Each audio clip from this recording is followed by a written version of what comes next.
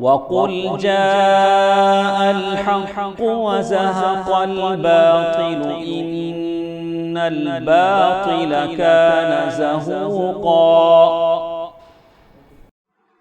إن الحمد لله نحمده ونستعينه ونستغفره ونعوذ بالله من شرور أنفسنا ومن سيئات أعمالنا من يهده الله فلا مضل له ومن يضلل فلا هادي له وأشهد أن لا إله إلا الله وحده لا شريك له وأشهد أن محمدًا عبده ورسوله يا أيها الذين آمنوا اتقوا الله حق تقاته ولا تموتن إلا وأنتم مسلمون يا أيها الناس اتقوا ربكم الذي خلقكم من نفس واحدة خلق منها زوجها وبث منهما رجالا كثيرا ونساء واتقوا الله الذي تساءلون به والأرحام إن الله كان عليكم رقيبا يا أيها الذين آمنوا اتقوا الله وقولوا قولا سديدا يصلح لكم أعمالكم ويغفر لكم ذنوبكم ومن يطع الله ورسوله فقد فاز فوزا عظيما أما بعد فإن خير الحديث كتاب الله وخير الهدي هدي محمد صلى الله عليه وسلم وشر الأمور محدثاتها وكل محدثة بدعة وكل بدعة ضلالة وفي رواية وكل ضلالة في النار فأعوذ بالله السميع العليم من الشيطان الرجيم ووسعت كل شيء علما. تمام قسم کی تعریفیں و بڑائی و بزرگی اللہ رب العزت کے لیے ہے جو ہمارا حقیقی مالک ہے، حقیقی خالق ہے، حقیقی مدبر ہے. لاکھوں کروڑوں درود و سلام ہو سرور کائنات فخر موجودات احمد مجتبی محمد مصطفیٰ صلی اللہ علیہ وسلم پر، جنہیں اللہ نے سارے کائنات کے لیے رحمت بنا کر مبعوث کیا. میں اللہ رب العزت کی بارگاہ میں دعا کرتا ہوں کہ اللہ تعالیٰ جس طرح ہمیں اس مبارک مجلس میں جمع کیا ہے اسی طرح ہمیں جنت الفردوس میں جمع کریں، آمین یا رب العالمین. اسلام کے اندر اللہ اور خدا کا تصور جارحانہ نہیں ہے. اس کا مطلب یہ ہے کہ عام مذاہب میں، عام ادیان میں عبادت اور خدا کا تصور یہ ہوتا ہے کہ اس کے شر سے بچنا ہو تو اس کی عبادت کی جائے، اس کے نقصان سے بچنا ہو تو اس کے سامنے ماتھا ٹیکا جائے، اس کی مصیبت سے بچنا ہو تو اس کے لیے بھینڈ چڑھایا جائے. یہ عام مذاہب میں اللہ کو لے کر، خدا کو لے کر یہ تصور پایا جاتا ہے. لیکن قربان جائیں اس عظیم دین پر جس کا نام دین اسلام ہے. اس دین نے اللہ اور خدا کا تصور بھرپور انداز سے جو محبت اور لگاؤ میں ڈوبا ہوا ہے اس نظریے کو پیش کرتا ہے. اگر ہم اس بات کی وضاحت کے لیے اللہ کے ناموں کا مطالعہ کریں گے، اللہ کے کتاب و سنت میں 99 نام ہیں، ان ناموں کا مطالعہ کریں گے، ایک ایک نام کو لے کر اس کے معنوں کے تہ کے اندر پہنچنے کی کوشش کریں گے تو ہمیں یہ بات معلوم ہوتی ہے کہ اللہ کے نام جو پورے کے پورے پازیٹیو تصور دیتے ہیں، ایجابی پہلو دیتے ہیں، خوشخبری سناتے ہیں، اور بندہ پڑھنے والا وہ اللہ سے اپنا لو لگا لیتا ہے، اللہ سے محبت کرنا شروع کر دیتا ہے.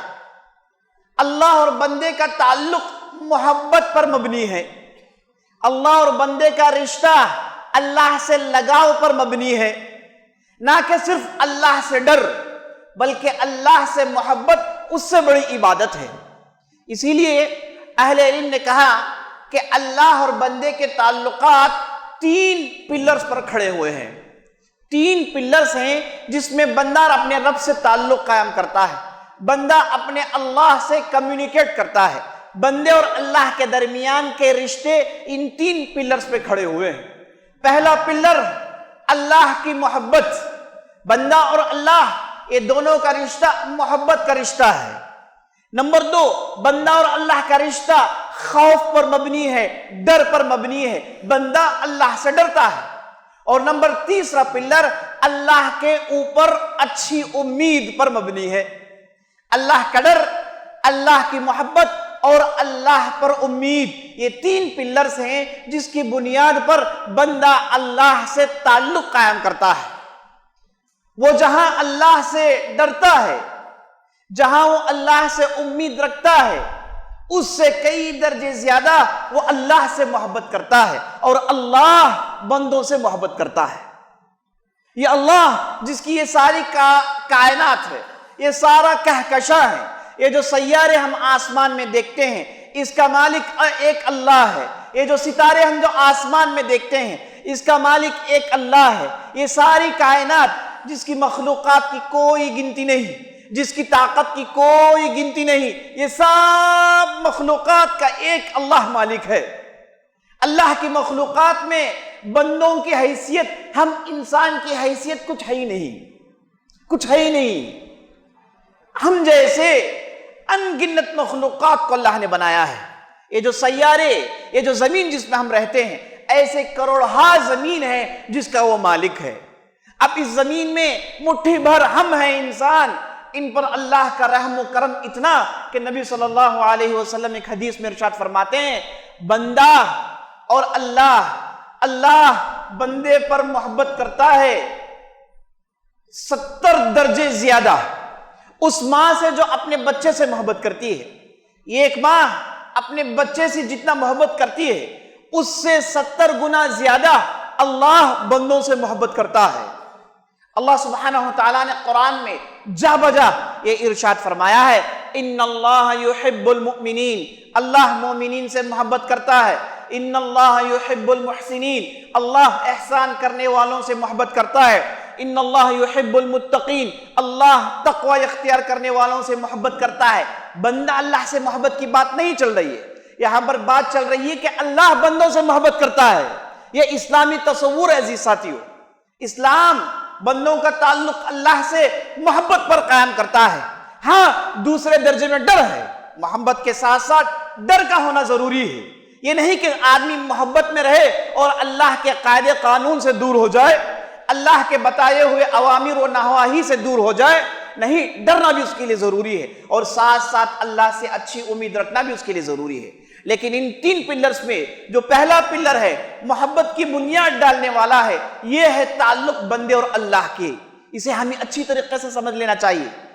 ہم سب جو یہاں بیٹھے ہوئے، بلکہ ساری دنیا میں جتنے بھی لوگ ہیں، انہیں اللہ سبحانہ وتعالیٰ چاہتا ہے، اللہ سبحانہ وتعالیٰ محبت کرتا ہے۔ اسی لیے دیکھیے، اللہ کے کلام کا آغاز ہم کرتے ہیں بسم اللہ الرحمن الرحیم، اللہ کے نام سے جو انتہائی مہربان اور انتہائی رحم کرنے والا ہے۔ انتہائی مہربان، انتہائی رحم کرنے والا، یہی پہلا جملہ ہم ادا کرتے ہیں جب ہم قرآن پڑھنا چاہتے ہیں۔ سورہ فاتحہ کی جب ہم تلاوت کرتے ہیں تو کہتے ہیں الحمدللہ رب العالمین الرحمن الرحیم، تمام قسم کی تعریفیں اللہ رب العالمین کے لیے جو انتہائی مہربان اور انتہائی رحم کرنے والا ہے۔ بندہ اللہ سے محبت کرے یا نہ کرے، اللہ بندوں سے محبت کرتا ہے، اللہ بندوں کی حفاظت کرتا ہے، اللہ بندوں کو رزق دیتا ہے، اللہ اپنی مخلوقات کو بڑھاتا ہے، اللہ اپنی مخلوقات کو پیدا کرتے رہتا ہے۔ اگرچہ کہ بندے اسے ماننے میں بھی انکار کر ڈالے، اسے انکار سے اس کے ساتھ سلوک کرے، اس کے باوجود اللہ سبحانہ وتعالیٰ ان کی دیکھ بھال کرتا ہے۔ کیا ہم نہیں دیکھتے کفار کو جو ہر چیز کی عبادت کرتے ہیں، کوئی چیز چھوڑ نہیں رکھی انہوں نے، ہر چیز کی انہوں نے عبادت کی، کنکر سے لے کے، پتھر سے لے کے، جانور سے لے کے، جو بھی مخلوقات دنیا میں موجود ہیں سب کی یہ عبادت کرتے ہیں۔ کیا یہ مخلوقات ان کی حفاظت کرتے ہیں؟ کیا یہ مخلوقات انہیں کھانا دیتے ہیں؟ کیا یہ مخلوقات انہیں پلاتے ہیں؟ ہرگز نہیں۔ کھلانے پلانے دیکھ بھال کرنے والا پالنہار اللہ رب العزت ہے۔ تو بندے چاہے یا نہ چاہیں، اللہ سبحانہ وتعالیٰ بندوں کو چاہتا ہے۔ بندے چاہے یا نہ چاہیں، اللہ سبحانہ وتعالیٰ انہیں کھلاتا ہے، پلاتا ہے، ان کی حفاظت کرتا ہے۔ کیا آپ اس دنیا میں نہیں دیکھتے کہ جن لوگوں نے اللہ کے ساتھ شرک کیا، انہیں اللہ نے خوب دولت دے رکھی ہے؟ کیا آپ اس دنیا میں ان لوگوں کو نہیں دیکھتے جنہوں نے خدا کا انکار سرے سے کر ڈالا، کہا کہ کوئی خدا کی چیز ہے ہی نہیں؟ انہیں بھی آپ دیکھتے ہیں کہ زمین میں کاروں میں گھوم رہے ہیں، بڑے عیش و عشرت کی زندگی ہے، بڑے آسائشوں کے ساتھ جی رہے ہیں، اللہ انہیں بھی غذا دیتا ہے۔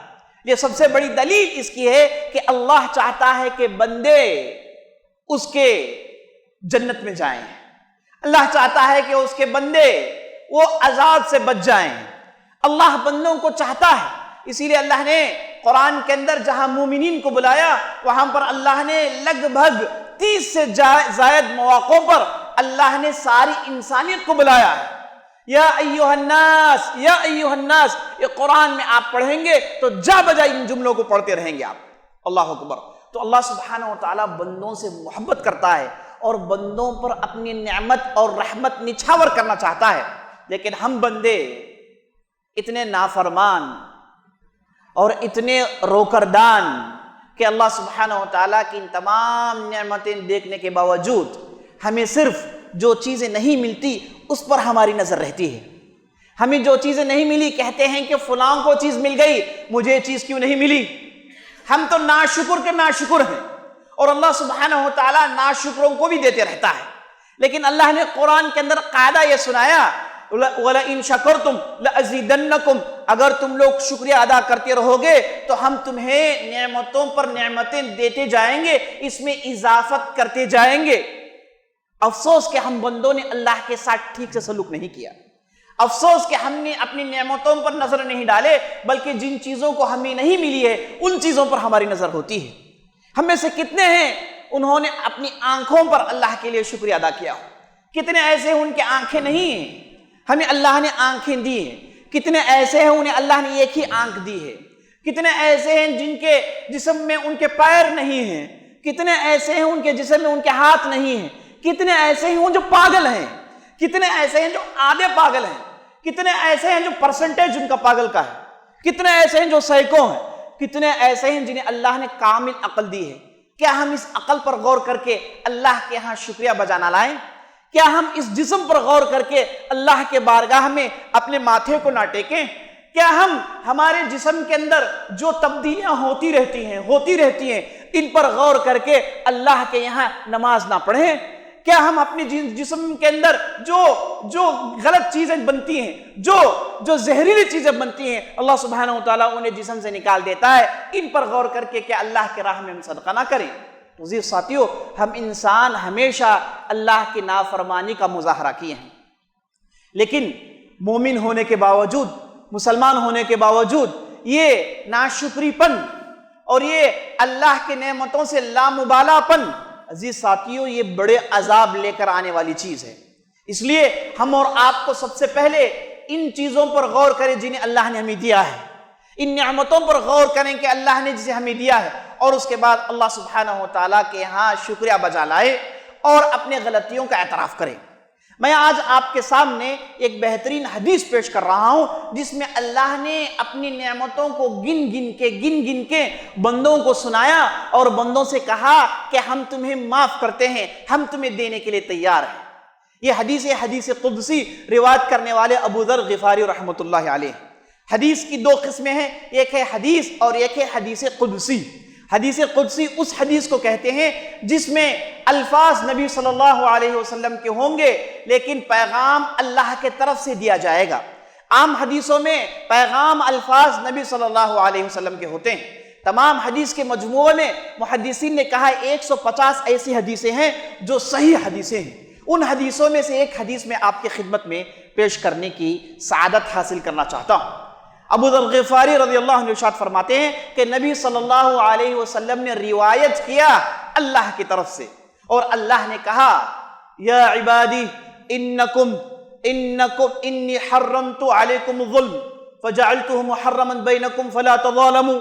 حدیث کا آغاز ہوتا ہے اے میرے بندو، ہم نے اپنے اوپر ظلم کو حرام قرار دیا اور تمہارے درمیان میں ہم نے ظلم کو حرام قرار دیا، یعنی ظلم اللہ نے اپنے اوپر حرام قرار دیا ہے۔ اللہ کسی پر ظلم نہیں کرتا۔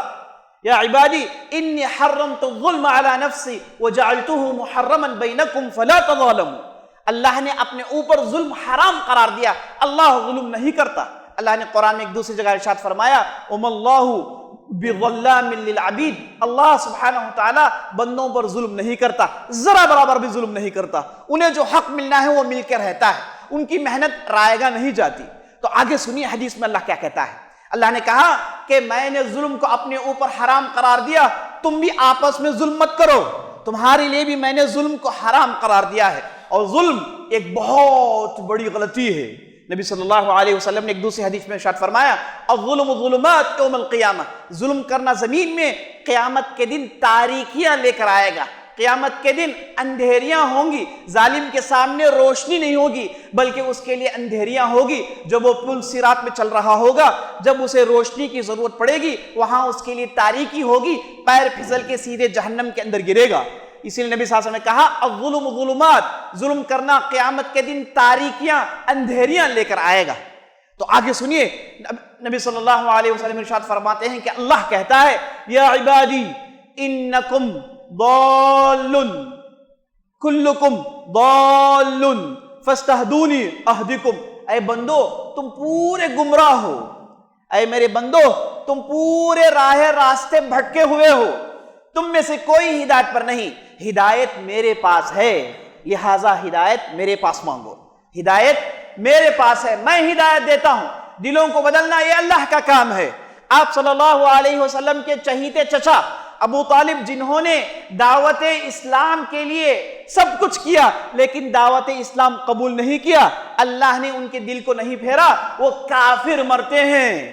اسی طریقے سے ہم ایسے لوگوں کو دیکھتے ہیں جن کا نبی صلی اللہ علیہ وسلم سے کوئی تعلق نہیں لیکن پل بھر میں ایمان قبول کرتے ہیں, پل بھر میں اسلام قبول کرتے ہیں اور جنت کے مستحق ہو جاتے ہیں. اس سے بات معلوم ہوئی کہ ہدایت یہ اللہ کی خاصیت ہے, اور جسے چاہے ہدایت دیتا ہے اور جسے چاہے گمراہ کرتا ہے, اور یہ ہدایت بندے کو مانگتے رہنا چاہیے. اسی لیے ہم روزانہ کم از کم 17 مرتبہ نمازوں میں کہتے ہیں اہدنا الصراط المستقیم, اے اللہ ہمیں راہ راست پر ڈال دے, اے اللہ صراط مستقیم پر ڈال دے. یہ اس لیے مانگتے ہیں کہ بندوں کے دل اللہ کے 2 انگلیوں کے درمیان ہیں, جیسے حدیث میں آتا ہے, جیسے چاہے اللہ پھیر دیتا ہے. ایک آدمی مومن اٹھتا ہے, ضروری نہیں کہ وہ لیٹے تو وہ مومن لیٹے, اس کے دل سے ایمان اچانک نکال لیا جا سکتا ہے. اس لیے اللہ کے پاس اپنے ہدایت کو مانگتے رہنا چاہیے. تو آپ صلی اللہ علیہ وسلم ارشاد فرماتے ہیں, اللہ کہتا ہے کلکم ضال الا من ہدیتہ فاستہدونی اہدکم. سب گمراہ ہو, ہدایت میرے پاس ہے, ہدایت میرے پاس مانگتے رہو. یا عبادی کلکم جائع الا من اطعمتہ فاستطعمونی اطعمکم. اے میرے بندو تم سب بھوکے ہو, ماں کے پیٹ سے نکلتے ہو تو کوئی غذا نہیں ہے. پہلے آدم علیہ السلام پیدا ہوئے تو ان کا پیٹ خالی تھا, بعد میں اللہ نے انہیں جنت کے میوے کھلائے. یہ کھلاتا اللہ ہے. نبی صلی اللہ علیہ وسلم کہتے ہیں کہ اللہ کہہ رہا ہے کہ اے میرے بندو تم سب بھوکے ہو, میں تمہیں کھلاتا ہوں, تو کھانا مانگو تو صرف میرے پاس مانگو, کسی اور کے پاس ہرگز مت مانگو. کھانا کھلانا, رزق دینا یہ میری خاصیت ہے, یہ میرا کام ہے. یا عبادی کلکم عار الا من کسوتہ فاستکسونی اکسکم. اے میرے بندو تم سب ننگے ہو. ماں کے پیٹ سے جب آدمی نکلتا ہے تو ننگا ہوتا ہے. پہلے آدم علیہ السلام کو اللہ نے روم پھونکی تو ننگے تھے, اور قیامت کے دن جب سب لوگوں کو اٹھایا جائے گا تو سب ننگے ہوں گے, اور محشر کے میدان میں سب ننگے ہوں گے, اور اللہ سبحانہ و تعالیٰ کے آنے کا انتظار کر رہے ہوں گے. حساب کتاب ہوں گے تو سب کا یہی عالم ہوگا. سب سے پہلے ابراہیم علیہ السلام کو لباس پہننے کے لیے دیا جائے گا. کلکم عار الا من کسوتہ, تم سب ننگے ہو, یہ پہننے کے کپڑے میں تمہیں دیتا ہوں, یہ پہننے کا انتظام میں تمہیں کرتا ہوں.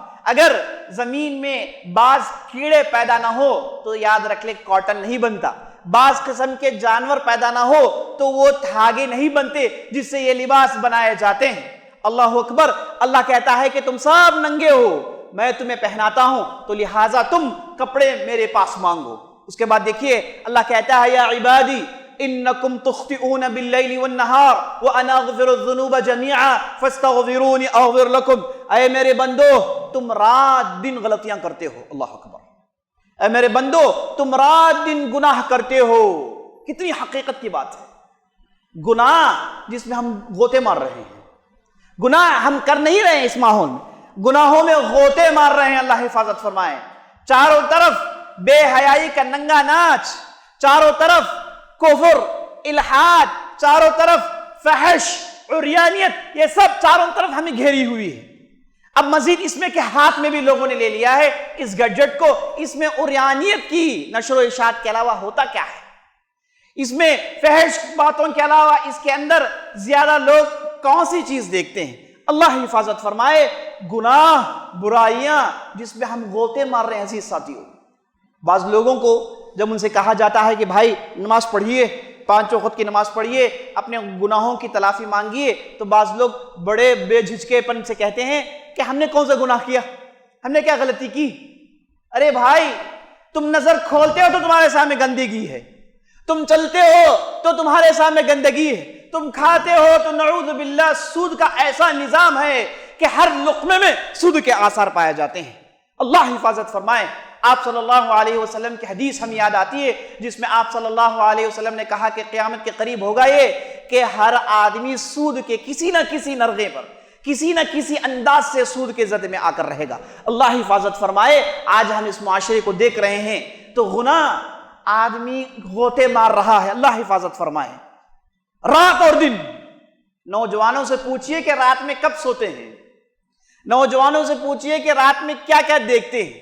नौजवानों के चेहरों को देखिए तो ऐसे मालूम होता है कि कई सदियों से उन्होंने सोया नहीं, क्योंकि रात में 1 बजे, 2 बजे, 3 बजे सोते हैं। चेहरे का नूर खत्म, फजर की नमाज चली गई और सुबह उठते हैं और उसके बाद अपने काम में लगते हैं। ना चुस्ती, ना फुर्ती, ना हिम्मत, सब कुछ चली गई। जब आदमी गुनाहों में पड़ता है, बुराइयों में पड़ता है, तो उसकी मेंटल और फिजिकल पूरी ताकतें खत्म हो जाती हैं, जिसकी जिंदी मिसाल हम देख रहे हैं।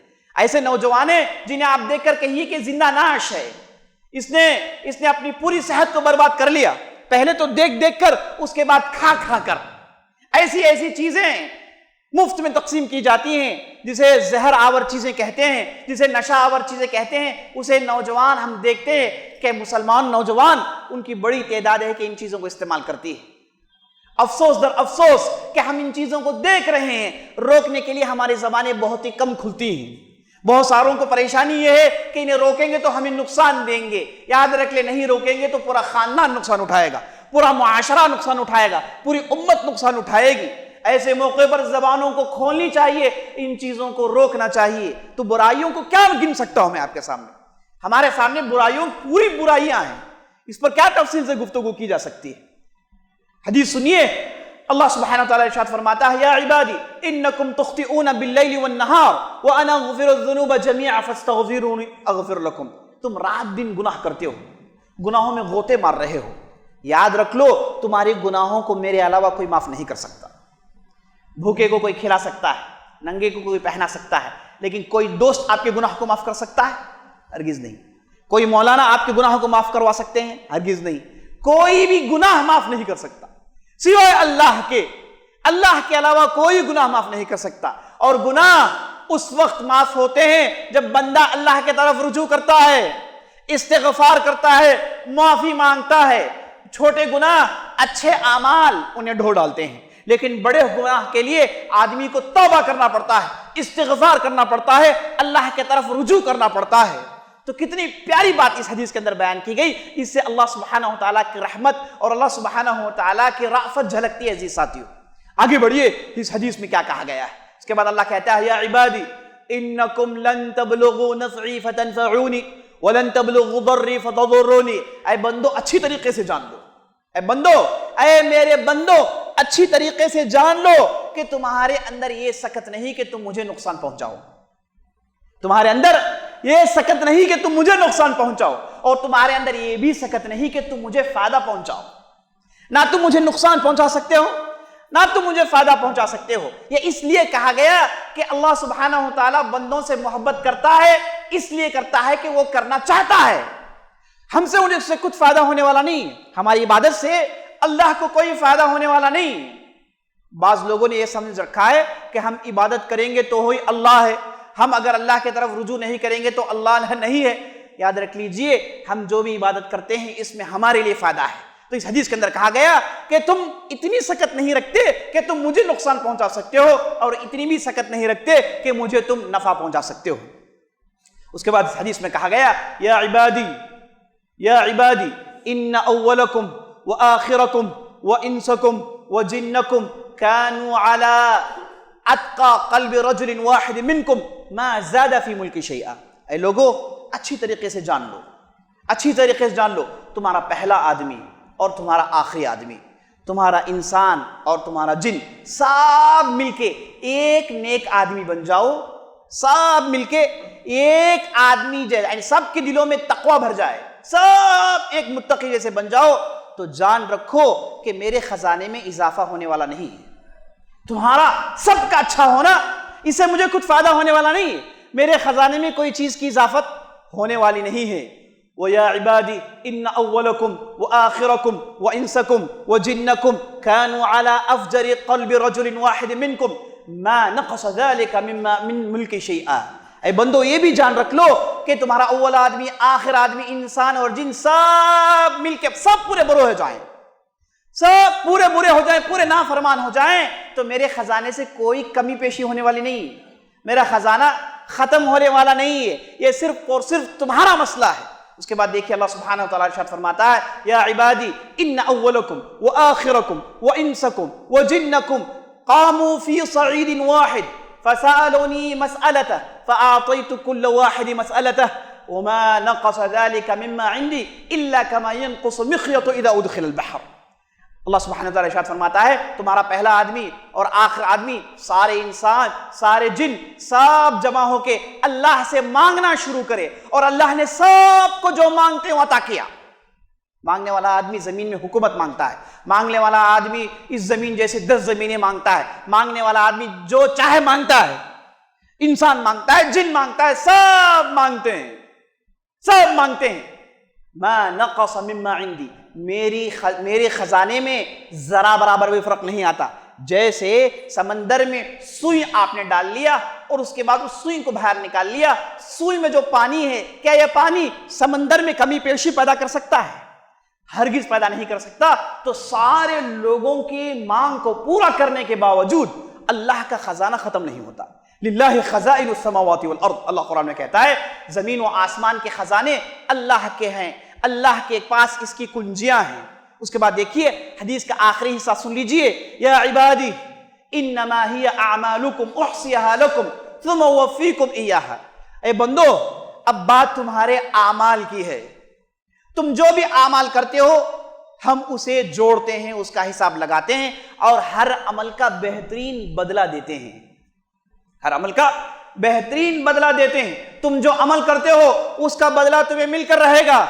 اگر تم نے اللہ کے راہ میں آہ کہا ہے، اس آہ کا بدلہ آپ کو ملنے والا ہے۔ اگر اللہ کے راہ میں آپ نے ایک ٹھوکر لگنے والی چیز کو ہٹا دیا، اس کا بھی آپ کو بدلہ ملنے والا ہے۔ کوئی بھی چیز رائے گا نہیں جاتی۔ اللہ نے ارشاد فرمایا ان اللہ لا یضیع اجر المحسنین، اللہ سبحانہ وتعالی مومنین محسنین کے اجر کو ضائع نہیں کرتا۔ اگر کوئی ساس بہو کے مسائل پر صبر کرتی ہے تو اسے یاد رکھ لینا چاہیے کہ اس کا بدلہ ملنے والا ہے۔ اگر کوئی بہو ساس کی پریشانیوں پر جھیلتی ہے تو اس بہو کو جان لینا چاہیے کہ ہر صبر کا بدلہ ملنے والا ہے۔ اگر کوئی باپ اپنے نافرمان بیٹے کی مصیبتوں کو جھیلتا ہے تو اس باپ کو جان لینا چاہیے کہ جو بھی جھیلتا ہے اس کا بدلہ ملنے والا ہے۔ دنیا میں ہم جو بھی جھیلتے ہیں، کسی بھی قسم کی تکلیف آتی ہے، چاہے وہ بیماری ہو، چاہے وہ نجی معاملہ ہو، چاہے کسی بھی قسم کا معاملہ ہو، جو بھی ہم کو تکلیف آتی ہے اللہ سبحانہ وتعالیٰ اس کا بدلہ دے گا۔ ان اللہ لا یضیع اجر المحسنین انما ہی اعمالکم احصیہا لکم ثم اوفیکم ایہا۔ اللہ کہتا ہے کہ یہ تمہارے اعمال ہیں، اس کا تمہیں بہترین بدلہ ملنے والا ہے۔ فمن وجد خیرا فلیحمد اللہ، اگر کسی نے اعمال نامے میں دیکھا کہ اس کے اعمال پورے بہترین انداز سے نوٹ کر دیے گئے ہیں اور نیک اعمال اس کے بڑھ گئے ہیں، تو اللہ کہتا ہے کہ اسے چاہیے کہیں الحمدللہ۔ اگر کسی نے اعمال نامہ دیکھا اور اسے معلوم ہوا کہ اس کے اعمال بیکار کر دیے گئے ہیں، اس کے اعمال کو اللہ نے قبول نہیں کیا ہے، یا پھر اس کے کھاتے میں اعمال ہے ہی نہیں، تو ایسا آدمی صرف اپنے اوپر ملامت کرے، اللہ پر ملامت نہ کرے۔ فلا یلومن الا نفسہ، ایسا آدمی صرف اپنے اوپر ملامت کرے، اللہ پر ملامت نہ کریں۔ تو یہ جو لمبی حدیث جس کا ذکر میں نے آپ کے سامنے کیا، جسے حدیث قدسی کہتے ہیں، اس حدیث کا ہر لفظ، اس حدیث کا ہر جملہ عزیز ساتھیوں اللہ کے رحمت اور اللہ کی برکت کی جھلکیاں پیش کر رہا ہے کہ اللہ سبحانہ و تعالیٰ دیکھیں کئی بار اے میرے بندو، اے میرے بندو، اے میرے بندو، پکار پکار کر اللہ کہتا ہے، اور کہتا ہے کہ تمہارے کرنے سے نہ کرنے سے مجھے کچھ نقصان نہیں، یہ سب کچھ تمہارے اعمال ہیں جو تمہیں واپس کر دیے جائیں گے۔ اللہ سے دعا کریں کہ اللہ سبحانہ و تعالیٰ یہ رحمت و کرم کا معاملہ ہمارے ساتھ کریں، اور قیامت کے دن جب اللہ کے بارگاہ میں ہم کھڑے ہوں تو اللہ سبحانہ و تعالیٰ ہمارے ساتھ رحم و کرم کا معاملہ کریں۔ اقول قولی ھذا واستغفر اللہ لی ولکم ولسائر المسلمین من کل ذنب وخطیئہ فاستغفروہ انہ الغفور الرحیم۔